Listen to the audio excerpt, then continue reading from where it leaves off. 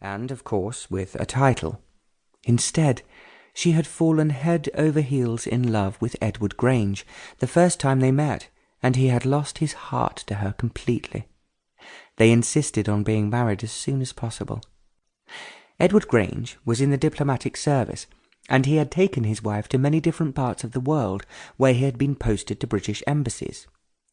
It had surprised Lady Violet's relations, but not her, that he rose so quickly to the top of his profession. He was sent to many of the most influential embassies until eventually he became a British ambassador and was knighted by the Prince Regent. Of course, Lady Violet's choice of a husband was then applauded by everyone, whereas in the past it had been assumed that she had just thrown herself away on someone of no significance.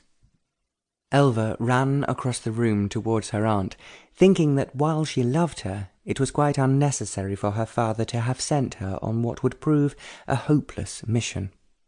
The two kissed each other, and Lady Violet began with a smile. "I expect you know why I am here, Elva." "I felt sure that Papa would write to you for help," replied Elva, "but do not waste time in reproaching me, because I have no intention whatsoever of going back to London." "But why not?" "That, Elva, is what really upsets me. Why did you suddenly run away and return home? What has upset you?" She moved as she was speaking towards the sofa, which faced the fireplace, and sat down. Elva did not speak, and her aunt continued. "Your father is astonished, and I think rather angry. What intrigues me is the reason why you ran away." "I will tell you exactly why, Aunt Violet. I was so bored." Lady Violet stared at her. "Bored?" she echoed. "If you think it is amusing to go to one ball after another, to be one of a crowd of giggling girls who are all terrified they will not be asked to dance by a lot of stupid stuck-up young men, you are very much mistaken." She paused for a moment.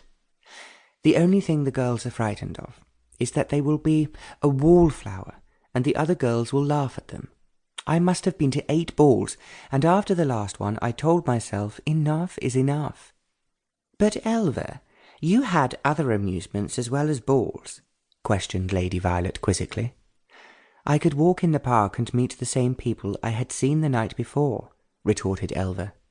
"I could go to luncheons, where, because Papa possesses a title, I was paired off with whomever the hostess considered to be the most distinguished young man present." "But surely you enjoyed it all, my dear?" "Enjoy it?" fumed Elva. "Most of those men did not have a brain in their heads." "How can you be so sure? After all, as you said yourself, they come from distinguished families." "I suppose some of them might possibly become a distinguished one in another 20 years, in which case I might have enjoyed talking to them. But I was just not prepared to wait that long." Lady Violet made a gesture. "Listen, dearest Elva, now you are grown up, you can do many more things that you were not allowed to do before, but you have first to make your appearance as a debutante." "I have appeared. I have done it, and now I have come home," asserted Elva firmly. "And I can assure you, Aunt Violet, that I'm not coming back." "What about the balls you have already accepted, and all the other invitations I have seen on your writing table?" "I have told my papa's secretary to refuse the lot. Nothing and no one is now going to force me to go back to London. Not even you, Aunt Violet. And you know how much I love you." Aunt Violet's eyes softened. "And I love you, Elva. And I always have, just as I loved your mother. She was one of the most charming and beautiful women I have ever known." She paused for just a moment before she added very quietly, "As you resemble her in every way. Really, what more can you want?" "I do want a great deal more," insisted Elva. "And as I guessed that sooner or later I was bound to have this conversation, I have been making a list in my mind of what I do want out of my life." "Tell me about it, my dear, because you know I have to convince your father that what you are doing is reasonable. At the moment he is really very angry with you."